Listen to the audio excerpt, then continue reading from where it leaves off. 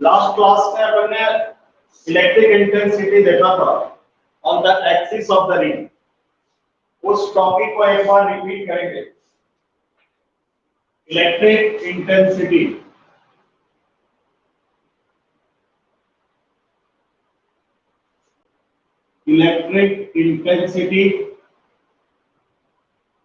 on the axis of the ring.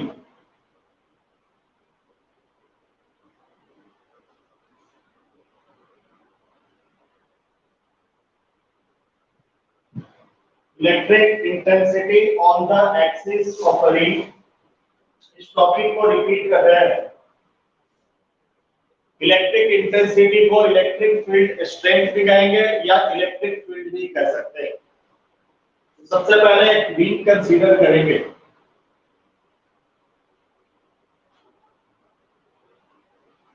Consider a ring of radius r. इस ring की radius r है and this is the center point and this is the axis of the ring. और इस ring के ऊपर positive charge uniformly distributed है।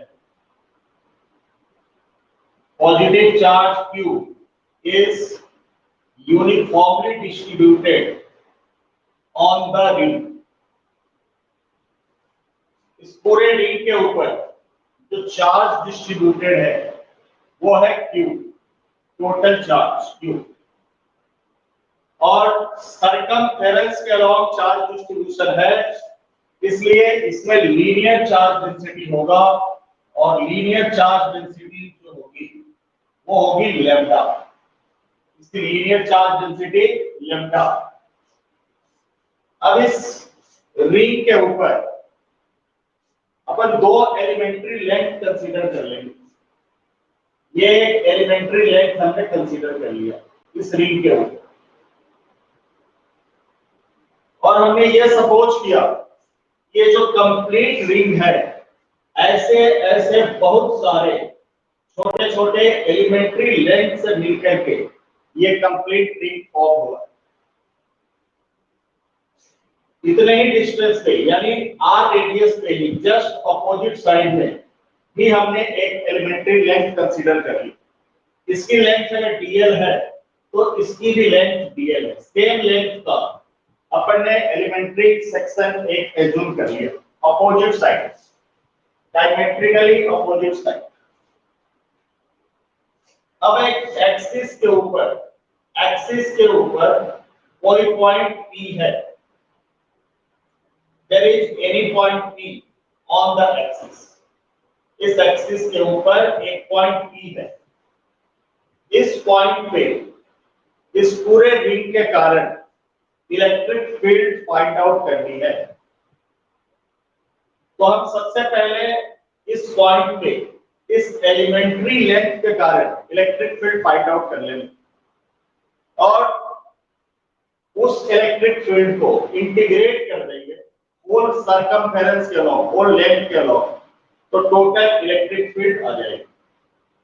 तो यहां जो हमने एलिमेंट्री लेंथ सपोज किया है इसकी लेंथ dl है और इसके ऊपर जो चार्ज है वो dq है, तो स्मॉल चार्ज।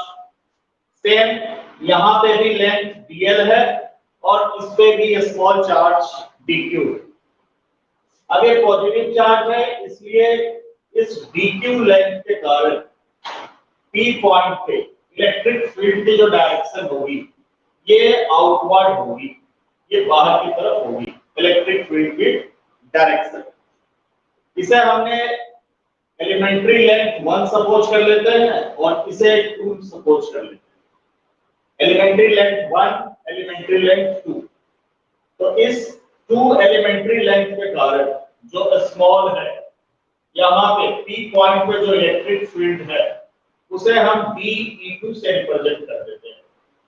क्योंकि एलिमेंट्री लेंथ 2 था इसलिए उसके कारण जो स्मॉल इलेक्ट्रिक फील्ड प्रोड्यूस हुआ उसे हमने d(E2) से रिप्रेजेंट कर दिया। उसी तरह से यहाँ पे जस्ट डायमेट्रिकली अपोजिट जो हमने लेंथ लिया था, इसके कारण भी P पॉइंट पे जो इलेक्ट्रिक फील्ड प्रोड्यूस होगा ये भी स्मॉल इलेक्ट्रिक फील्ड होगा, और ये फर्स्ट लेंथ के कारण प्रोड्यूस हो रहा है, इसलिए इसे हमने DE1 से रिप्रेजेंट कर दिया इन दोनों electric field.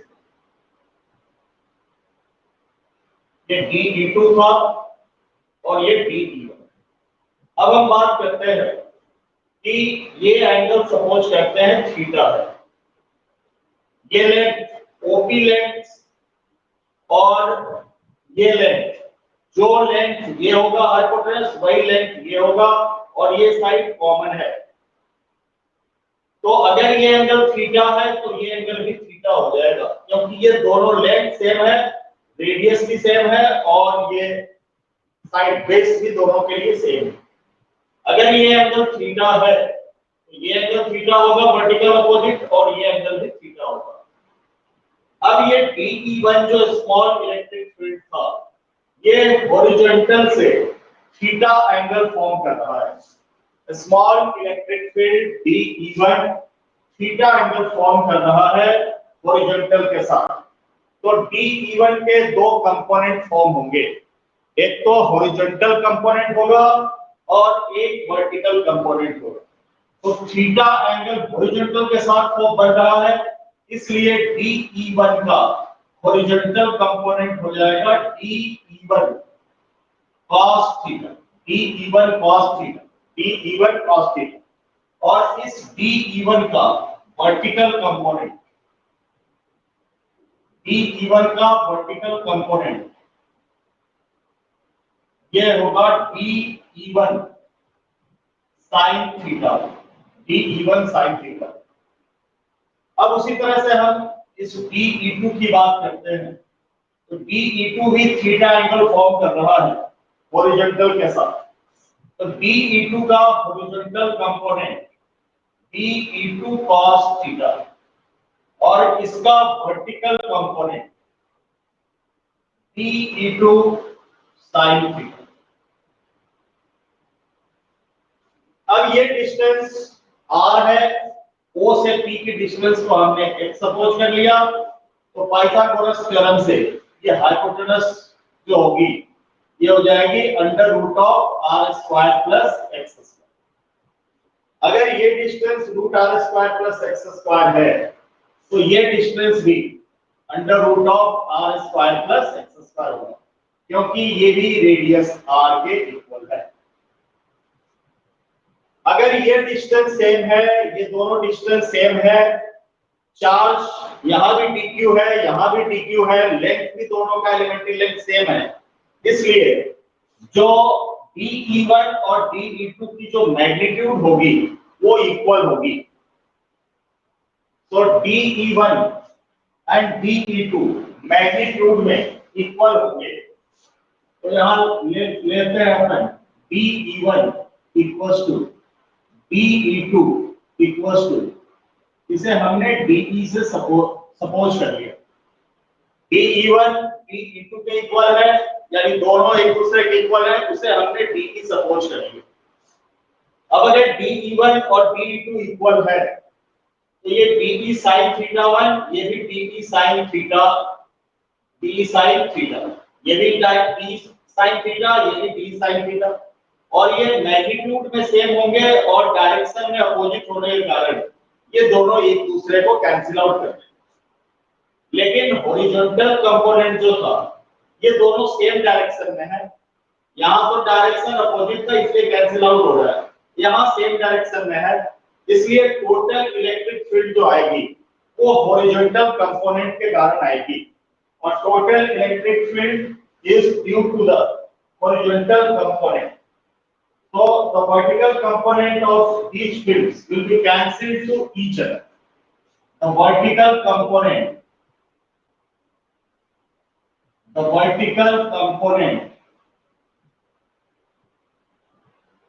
of these fields, यानी जो दो इलेक्ट्रिक फील्ड आया है DE1 and DE2, so the vertical component of these fields will be cancelled to each other. Will be cancelled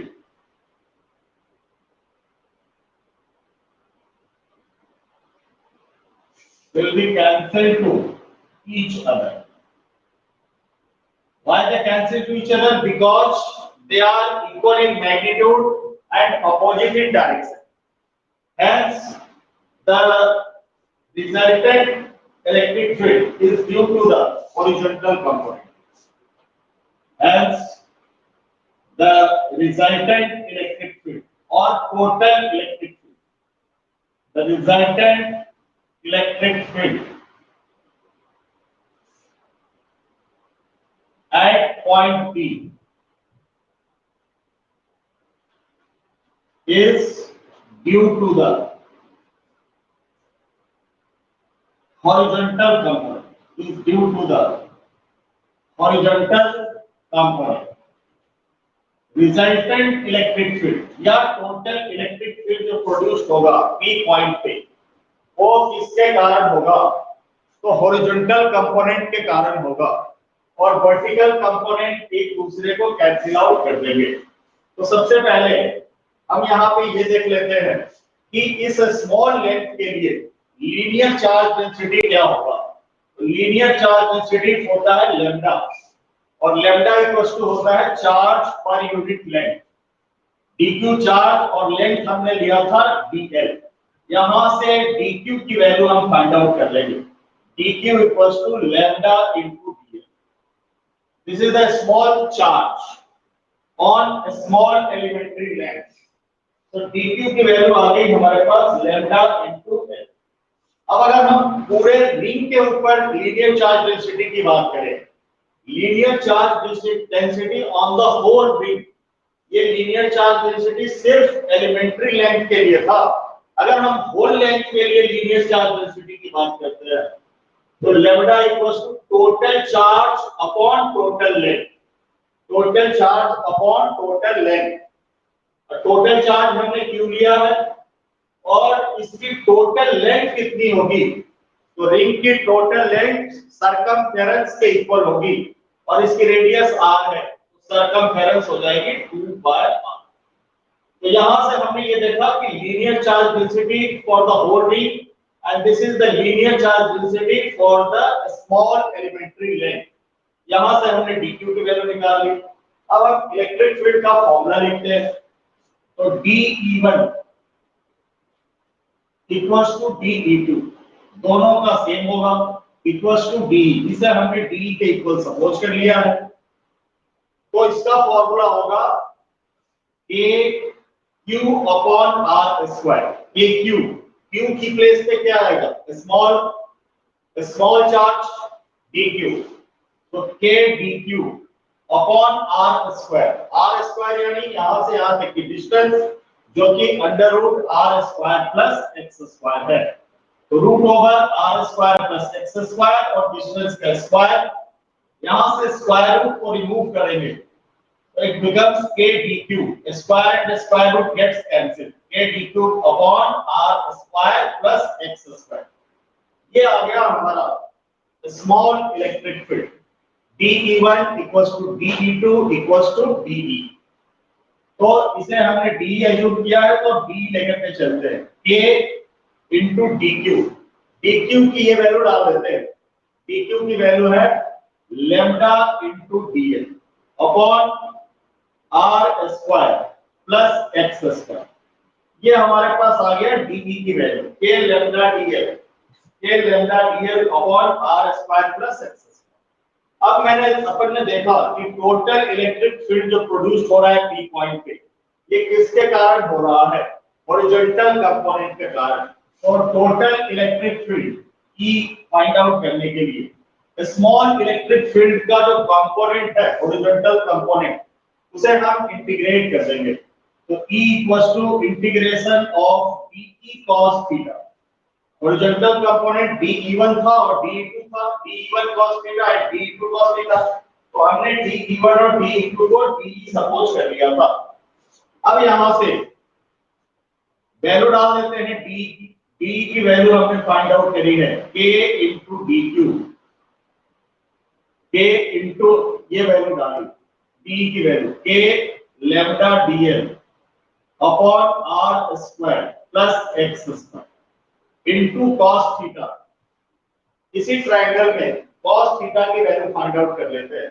तो cos theta equals to base upon hypotenuse. Base x है और hypotenuse है under root of r square plus x square. Root r square plus x square को हम ये भी लिख सकते हैं r square plus x square की power 1/2, r square plus x square की पावर 1/2। अब इंटीग्रेशन करने के लिए कांस्टेंट टर्म को बाहर रख लिया जाता है। तो इसमें से देख लेते हैं कौन कौन सा कांस्टेंट टर्म है। यहाँ पे एक तो k है कांस्टेंट टर्म है, लैम्डा कांस्टेंट है, x कांस्टेंट है क्योंकि ये फिक्स्ड डिस्टेंस है, o से p पॉइंट की फिक्स्ड डिस्टेंस है, r square plus x square raise to the power 1/2 ये भी कांस्टेंट। यहां से r square plus x square की पावर 1/2 और r square plus x square. तो बेस अगर सेम होता है तो पावर्स ऐड हो जाता है। तो यहाँ पे पावर 1/2 और यहाँ पे पावर 1, ये ऐड होकर के 3/2 हो जाएगा पावर। तो कांस्टेंट को हमने बाहर निकाला k lambda x upon r square plus x square raise to the power 3/2। और वेरिएबल क्या है, dl वेरिएबल है क्योंकि dl स्मॉल लेंथ है इसलिए ये वेरी कर सकता है। इसकी लेंथ इंक्रीज होगी और टोटल इंक्रीज होकर के होल लेंथ के इक्वल हो जाएगी। तो यहाँ इंटीग्रेशन लगा दिया dl का। अब dl का इंटीग्रेशन क्या होगा, dl is the small length, small length का इंटीग्रेशन करेंगे तो होल लेंथ आ जाएगा। तो k lambda x upon r square plus x square raise to the power 3/2 into dl। dl का इंटीग्रेशन करेंगे तो dl का इंटीग्रेशन l होगा, l यानी होल लेंथ, और होल लेंथ रिंग की इसके इक्वल होगी तो ये होगी सरकमफेरेंस के इक्वल। और सरकमफेरेंस क्या होगा, 2 पाई r होगा। तो अब यहां से देखते हैं कि 2 पाई r और लैम्डा, यहां से अगर हम क्रॉस मल्टीप्लाई कर दे तो q equals to 2 pi r lambda के इक्वल हो जाएगा। q equals to 2 pi r lambda, cross multiply कर दिया तो 2 पाई r लैम्डा की प्लेस पे 2 पाई r लैम्डा की प्लेस पे q लिख सकते हैं। ये फॉर्मूला बन गया k qx upon r square plus x square raise to the power 3/2। ये हमारा आ गया electric field at point P। Electric field at point P due to the whole ring, ये रिजल्ट आ गया E equals to kqx upon r square plus x square raise to the power 3/2। This is the expression for electric field at any point P on the axis of the ring। अब यहाँ पे एक condition को discuss कर लेंगे कि if x is much greater than r, condition है कि if x is much greater than r, अगर x की वैल्यू रेडियस से much greater हो तो जो स्मॉलर वैल्यू होती है उसे नेग्लेक्ट कर लिया जाता है। if x is much greater than r तो r को हम नेग्लेक्ट कर लेंगे। तो r को नेग्लेक्ट कर देंगे तो E equals to kqx upon r को नेग्लेक्ट कीजिए क्योंकि r मच लेस है, x much greater means r is much less. r को नेग्लेक्ट कर दिया तो x स्क्वायर की पावर 3/2, 2 से 2 कैंसिल, x क्यूब आ गया। यहां एक x से भी कैंसिल हो जाएगा तो k cube upon x square. ये कंडीशन आ गया when x is much greater than r।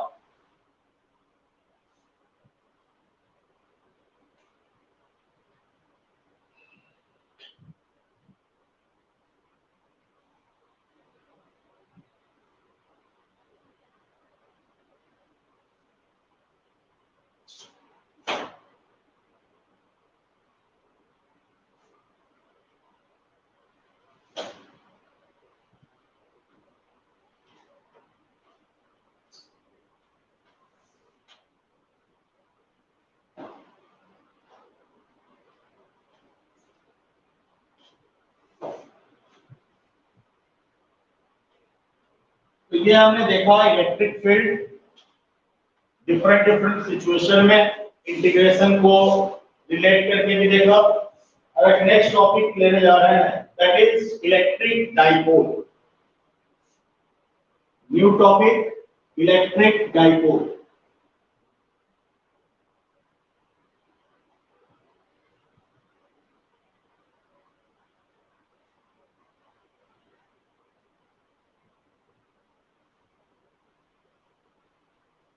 सबसे पहले इसकी डेफिनेशन को समझते हैं। इलेक्ट्रिक डाइपोल क्या होता है? Two equal and similar charges, two equal and opposite charges separated by very small distance constitute an electric dipole. This is the definition of electric dipole. Two equal and opposite charges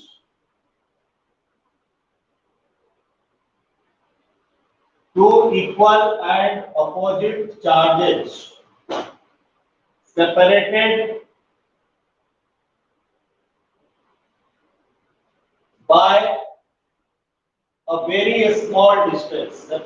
by a very small distance, two equal and opposite charges separated by a very small distance constitute an electric dipole. Two equal and opposite charges separated by a very small distance, equal in magnitude, opposite in direction. Equal in magnitude and opposite in direction is called electric dipole. Suppose there are two points A and B. At point A there is minus q charge, and at point B there is plus q charge. So these are two equal and opposite charges, and if the separation between them is very small, then it is called electric dipole. And the separation between two charges, or very small separation between two equal and opposite charges, is given by 2a. तो electric dipole, दो charge के बीच की या electric dipole की length जब भी हम suppose करेंगे तो 2a कंसीडर करेंगे, क्योंकि 2a को स्मॉल लेंथ एज्यूम किया जाता है। तो ये एक सिस्टम हुआ, two equal and opposite charges, इनके बीच की डिस्टेंस, इनके बीच की सेपरेशन 2a, तो इसे हम कहेंगे इलेक्ट्रिक डाइपोल। अब इसके आगे नेक्स्ट टॉपिक हम देखते हैं, electric dipole movement. Electric dipole movement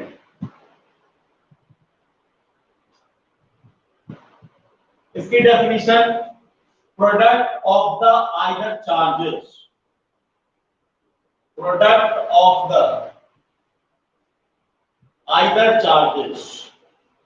दोनों चार्ज सेम है, product of the either charges and separation between them,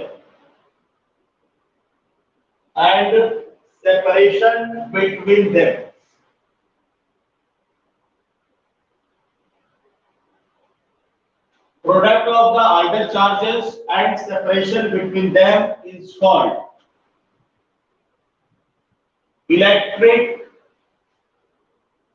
dipole moment. This is about definition of electric dipole moment.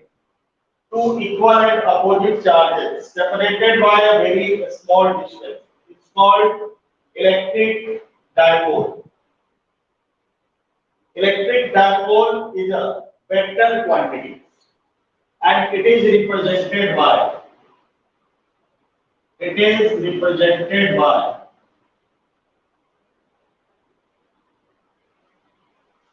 P.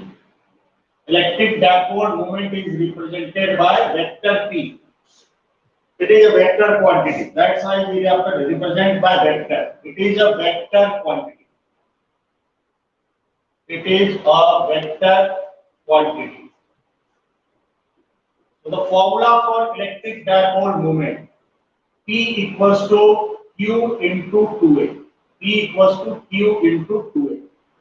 Product of the either charges and separation between them is called electric dipole moment. P equals to Q into 2A. SI unit of electric dipole moment. SI unit is the unit of charge is coulomb and the unit of distance is meter. Coulomb meter. Coulomb meter. This is the unit of electric dipole moment, simply represented by CF, coulomb meter. The unit of electric dipole is coulomb meter. And its direction, the direction of electric dipole is always from minus Q to plus Q. Its direction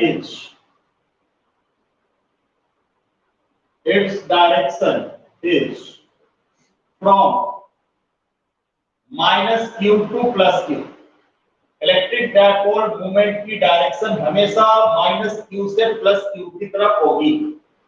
ये एक vector quantity है. Electric dipole movement is a vector quantity और इसकी direction होती है minus Q से plus Q की तरफ और इसकी यूनिट होती है कूलम मीटर. तो यहाँ पे हमने दो चीजें डिस्कस करी.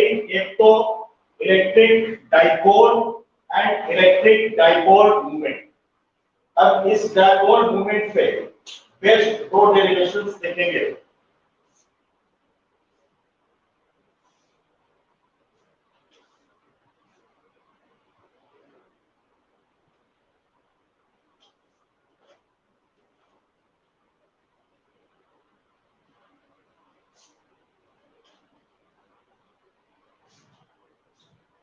Electric field at any point on the axial line of dipole. Electric field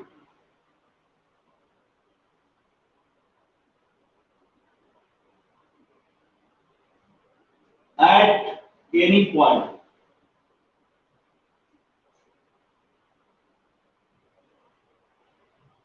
on the axial line of dipole. Dipole means electric dipole.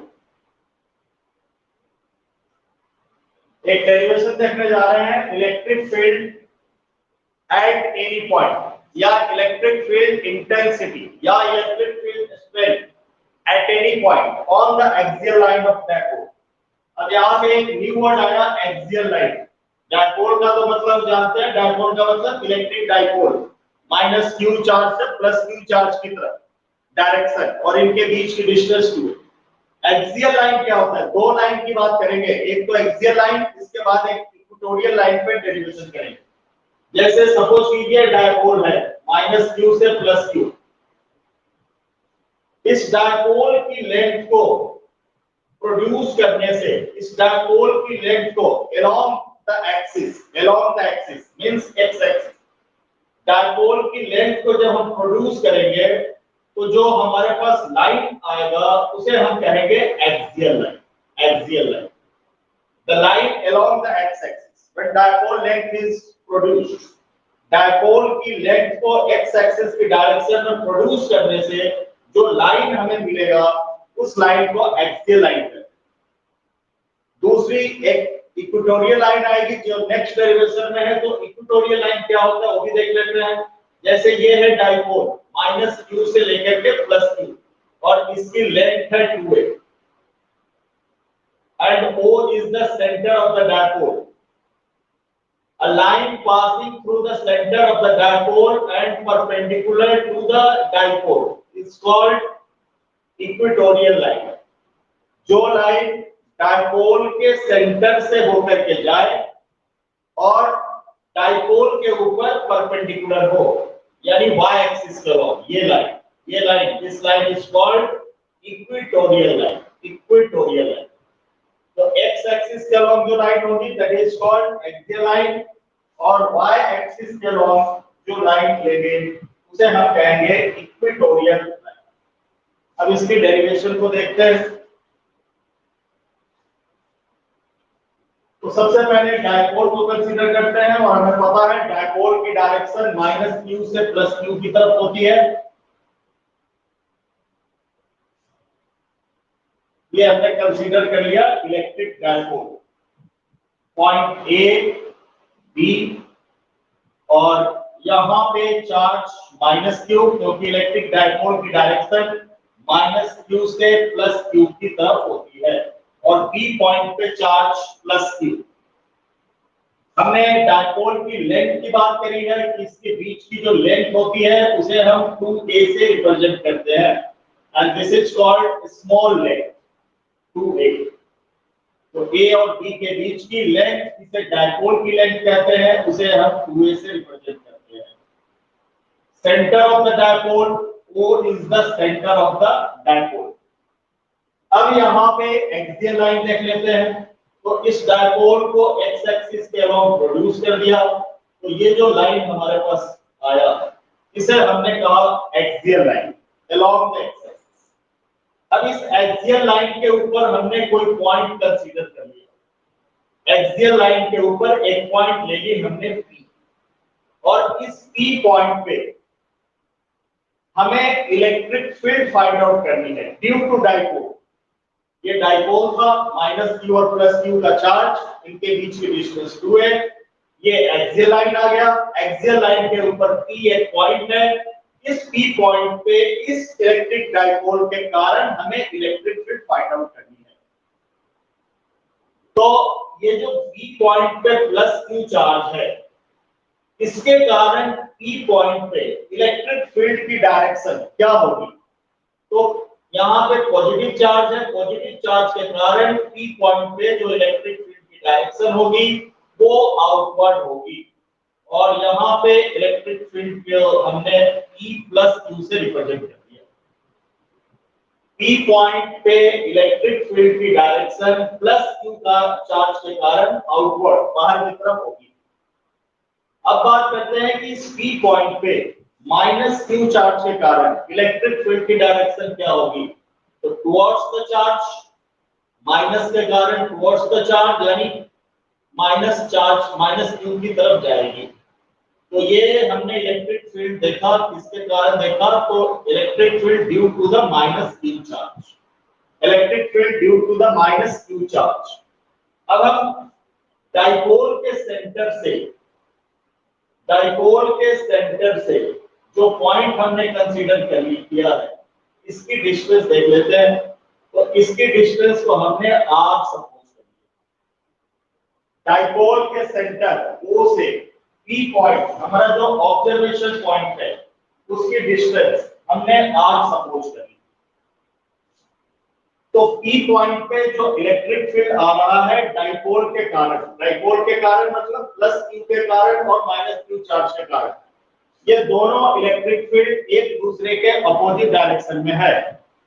तो सबसे पहले हम electric field due to the charge +q find out कर लेंगे, electric field due to the charge -q find out कर लेंगे, और इनको सब्ट्रैक्ट कर देंगे तो हमें टोटल इलेक्ट्रिक फील्ड आ जाएगा P पॉइंट।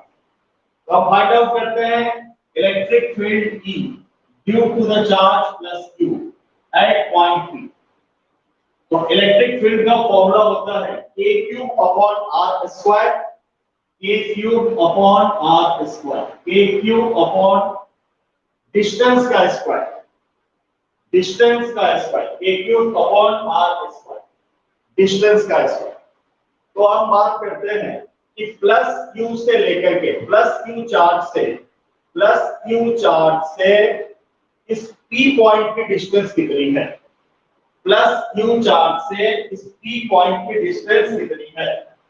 यानी B से लेकर के P तक की डिस्टेंस कितनी है? क्योंकि हम electric field due to the charge +q देख रहे हैं, P पॉइंट पे +q चार्ज के कारण इलेक्ट्रिक फील्ड देख रहे हैं, इसलिए जो डिस्टेंस ली जाएगी वो +q चार्ज से P पॉइंट तक की डिस्टेंस ली जाएगी। यानी BP डिस्टेंस कितना होगा? BP distance. तो बीपी डिस्टेंस को हम ऐसे लिख सकते हैं ओपी माइनस ओबी, ओपी माइनस ओबी। अब ओपी किसके इक्वल है? तो ओपी आर के इक्वल है, ओपी डिस्टेंस आर के इक्वल है। और ओबी डिस्टेंस किसके इक्वल है? तो ये टोटल लेंथ 2a है और वो सेंटर है, यानी यहां से यहां तक की डिस्टेंस a और फिर यहां से यहां तक की डिस्टेंस a, यानी ओबी डिस्टेंस कितना हुआ? a के इक्वल हुआ। तो ओबी की वैल्यू a डाल दी। यहां से हमें बीपी डिस्टेंस पता चल गया r minus a, BP equals to r minus a।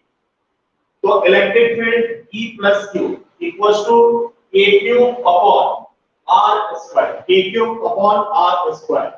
r को हम bp का स्क्वायर लिख देते हैं क्योंकि b से लेकर के p तक की डिस्टेंस। अब k की वैल्यू हमें पता है 1 upon 4 pi epsilon naught q, और bp की वैल्यू हम डाल देते हैं r माइनस a का whole square, r minus a का होल स्क्वायर, डिस्टेंस का स्क्वायर। इसी तरह से अब माइनस q चार्ज के कारण p पॉइंट पे इलेक्ट्रिक फील्ड फाइंड आउट करते हैं। Electric field E minus q at point p minus q charge के कारण फॉर्मूला के क्यूब अपॉन डिस्टेंस स्क्वायर। अब माइनस q चार्ज के कारण यहाँ पे इलेक्ट्रिक फील्ड देख रहे हैं, तो डिस्टेंस कौन सी ली जाएगी? a से लेकर के p तक की डिस्टेंस कंसीडर की जाएगी, यानी k cube upon ap square. अब ap किसके इक्वल होगा? तो ap distance can be written as ab plus bp। ab किसके इक्वल है? ab डिस्टेंस, ap को हम लिख सकते हैं ab प्लस bp, ठीक है। तो इसे ऐसे भी लिख सकते हैं, अब ab प्लस bp नहीं लिख करके ab डिस्टेंस को हम लिख सकते हैं ao plus OP, AO plus OP, AO plus OP is equal to AP। अब AO डिस्टेंस क्या था? AO डिस्टेंस A के इक्वल है और OP डिस्टेंस R के इक्वल है। तो AP डिस्टेंस आ गया R प्लस A, AP की वैल्यू आ गई R प्लस A। तो K की वैल्यू डाल देते हैं 1/4 pi epsilon naught Q upon AP की वैल्यू R प्लस A, तो R प्लस A का होल स्क्वायर। इस तरह से हमने दो इलेक्ट्रिक फील्ड फाइंड आउट कर ली P पॉइंट पे, एक तो प्लस Q चार्ज के कारण और एक माइनस Q चार्ज के कारण P पॉइंट पे इलेक्ट्रिक फील्ड देखी।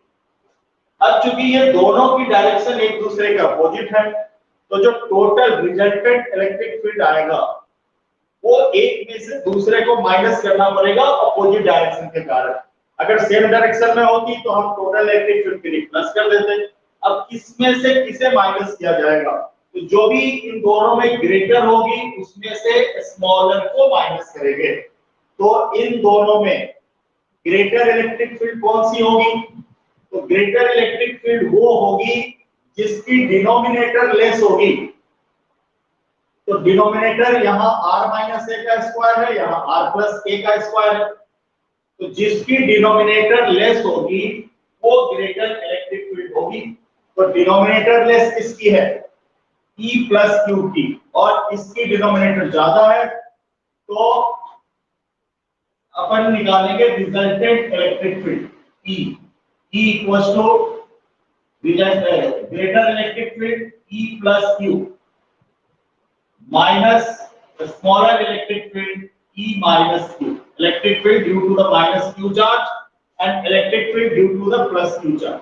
Greater electric field से smaller electric field को minus कर दिया resultant find out करने के लिए। अब E plus Q की वैल्यू डाल दो, तो 1/4 pi epsilon naught Q upon R minus A the whole square minus E minus Q 1/4 pi epsilon naught Q upon R plus A the whole square।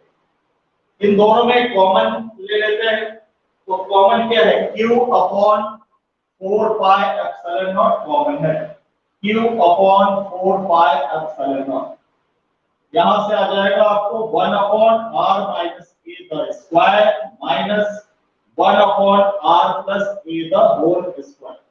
हमने q upon 4 pi epsilon naught common ले लिया, तो हमारे पास बच गया 1 upon r minus a the whole square minus 1 upon r plus a the whole square. अब इसे एलसीएम लेकर सॉल्व करेंगे, तो q upon 4 pi epsilon naught, इसका एलसीएम आएगा r minus a the whole square and r plus a the whole square. ये cancel हुआ, ये आ गया r plus a the whole square minus r minus a the whole square. अब इसे expand कर देंगे, so q upon 4 pi epsilon naught a plus b the whole square, r square plus a square plus 2ra minus, इसे a minus b के फॉर्मूले पे expand करेंगे, तो r square plus a square minus 2ra and whole upon, अब ये दो अलग अलग ब्रैकेट है, दोनों को सेम ब्रैकेट में रखकर मल्टीप्लाई कर सकते हैं क्योंकि दोनों का होल स्क्वायर है, तो r minus a into r plus a, ये बन जाएगा r square minus a square और होल स्क्वायर। अब इस ब्रैकेट को रिमूव करेंगे, तो electric field E equals to q upon 4 pi epsilon naught, q upon 4 pi epsilon naught और r square plus a square plus 2ra, then minus r square minus a square and minus minus plus 2ra upon r square minus a square the whole square। यहां से देखते हैं plus r square minus r square cancel, plus a square minus a square cancel, तो हमारे पास क्या बचा, हमारे पास आ गया electric field E equals to q upon 4 pi epsilon naught और 2ra plus 2ra, this is equals to 4ra upon r square minus a square the whole square। अब इस चीज को हम ऐसे भी लिख सकते हैं E equals to q into 2a, इस 4r में से हमने 2a को बाहर ले लिया, तो यहाँ क्या बचा 2r, 2a into 2r solve करोगे तो 4ra आ जाएगा और upon 4 pi epsilon not and r square minus a square का होल स्क्वायर।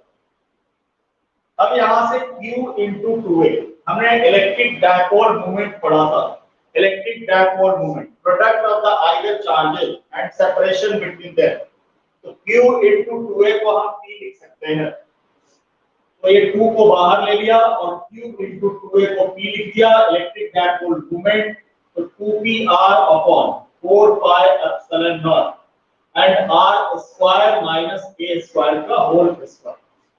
ये फॉर्मूला बन गया E equals to 1 upon 4 pi epsilon naught and 2pr upon r square minus a square the whole square। So this is the expression for electric field at point P on the axial line due to the dipole। Electric field at any point P on the axial line due to the dipole, dipole के कारण electric.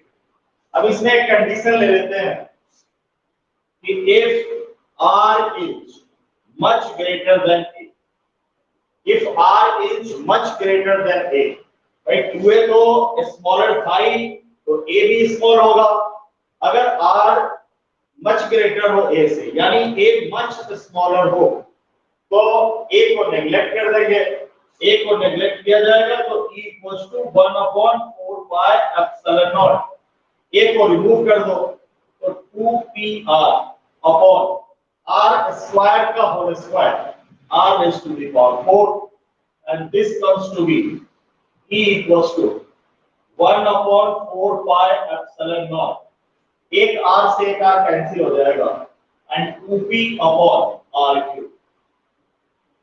Electric field ये condition आ गया when r is much greater than a, r is much greater than a के लिए electric field E equals to 1 upon 4 pi epsilon naught and 2p upon r cube, 2p upon r cube.